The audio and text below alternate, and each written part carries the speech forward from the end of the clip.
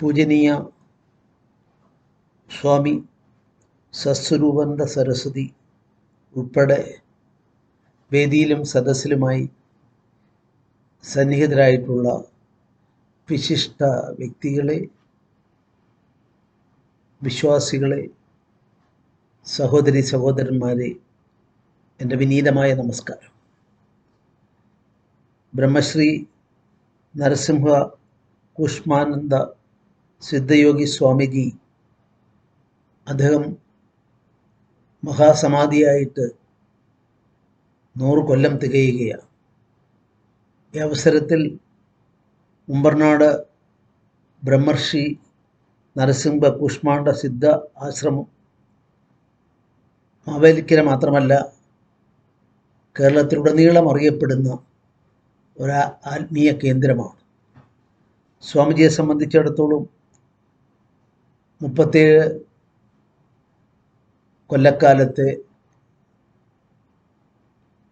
ഇഹലോക ജീവിതം വെടിഞ്ഞ് അത് മഹാസമാധിയായി. അത് ആ പ്രദേശത്തുള്ള ആളുകളെല്ലാം ഒത്തുചേർന്ന് അവരെല്ലാം സാന്നിധ്യത്തിലാണ് മഹാസമാധിയുടെ പ്രഖ്യാപനം മറ്റാളുകൾ നടത്തിയത്. സ്വാഭാവികമായും ഈ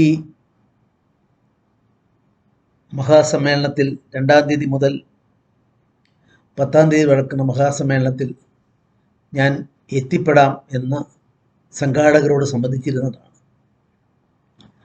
ഔദ്യോഗികമായി ഇന്ന് ഗോവയിൽ നിന്ന് വിട്ടുനിൽക്കാൻ നിർവാഹമില്ലാത്ത ഒരു ഒഫീഷ്യൽ പ്രോഗ്രാം വന്നതുകൊണ്ട് എനിക്ക് എത്തിച്ചേരാൻ സാധിച്ചില്ല. ഞാൻ സത്യസ്വരൂപാനന്ദ സരസ്വതി സ്വാമികളോട് എൻ്റെ അസൂയ അറിയിച്ചു. ഇന്ന് ഞാൻ ഓൺലൈനിലൂടെ നിങ്ങളോട് 2 വാക്ക് പറയാൻ എനിക്ക് അനുമതി നൽകിയതിന് ഞാൻ നന്ദി രേഖപ്പെടുത്തുന്നു. അതോടൊപ്പം തന്നെ 10-ാം തീയതി രാവിലെ അല്ലെങ്കിൽ മറ്റൊരു ദിവസം കണക്കിലെടുത്ത് ഞാൻ തീർച്ചയായും ആശ്രമത്തിലെത്തും.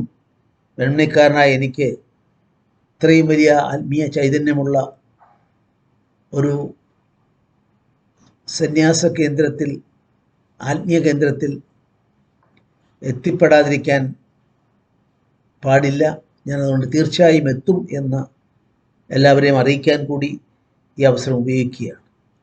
നമ്മുടെ ഭാരതത്തിൻ്റെ ആത്മാവ് കുടികൊള്ളുന്നത് ആത്മീയതയിലാണ്.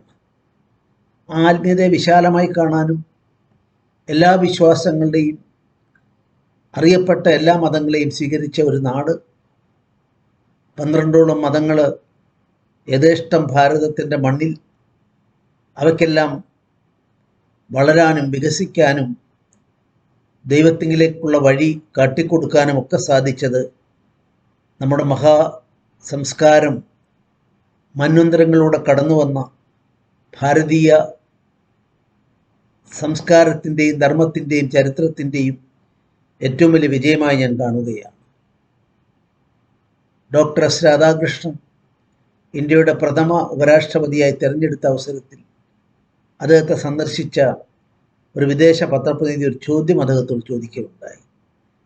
ഈ ഭാരതത്തിൻ്റെ മാനവരാശിക്കുള്ള, ലോകത്തിനുള്ള ഏറ്റവും വലിയ സംഭാവന എന്താണ് എന്ന് ചോദിച്ചപ്പോൾ ഡോക്ടർ എസ് രാധാകൃഷ്ണൻ പറഞ്ഞ മറുപടി, the spirituality of India, that is Bharat എന്നായിരുന്നു. ഈ ഭാരതം ആത്മീയതയുടെ വിളനിലമാണ്. ആത്മീയതയിൽ എല്ലാ വിശ്വാസങ്ങളെയും സ്വീകരിക്കുവാനും അതിനെല്ലാം ഉയർത്തിപ്പിടിക്കാനും അതിനുള്ളിലുള്ള നന്മയുടെ അംശങ്ങളെ സ്വാംശീകരിക്കാനും നമ്മുടെ പൂർവികർക്കും നമുക്കും കഴിഞ്ഞിട്ടുണ്ട്. അതുകൊണ്ട് തന്നെയാണ് വാസ്തവത്തിൽ ബ്രഹ്മശ്രീ നരസിംഹ കൂഷ്മാനന്ദ സിദ്ധയോഗി സ്വാമിയുടെ അദ്ദേഹത്തിൻ്റെ ആത്മീയമായ ചൈതന്യത്തെയും ആ ചൈതന്യത്തിലൂടെ നമുക്കെല്ലാം ലഭിക്കുന്ന മഹത്തായ നേട്ടങ്ങളെയും അദ്ദേഹം മഹാസമാധിയായി 100 കൊല്ലങ്ങൾക്ക് ശേഷവും നാമെല്ലാം ഓർത്ത് അർഹിക്കുന്ന ഗൗരവത്തോട്, അർഹിക്കുന്ന താല്പര്യത്തോട് അതിനെ നെഞ്ചേറ്റി നടക്കാനിടയായിട്ടുള്ളത്. ഞാൻ വെൺമണി ഗ്രാമത്തിൽ ജനിച്ചു വളർന്നയാളാണ്. ഉമ്പർനാട് വാസ്തവത്തിൽ എൻ്റെ നാട്ടിൽ നിന്ന് ഏതാണ്ട് 10 കിലോമീറ്റർ ദൂരം മാത്രമുള്ള ഒരു നല്ല പ്രദേശമാണ്. അധ്വാനശീലരായ കർഷകരും കർഷക തൊഴിലാളികളും ഗ്രാമീണ ജീവിതം അതിനെ സ്വയം ആ ഗ്രാമീണ ജീവിതത്തിൻ്റെ നിഷ്കളങ്കതയിൽ ജീവിക്കുന്ന നാടാണ്.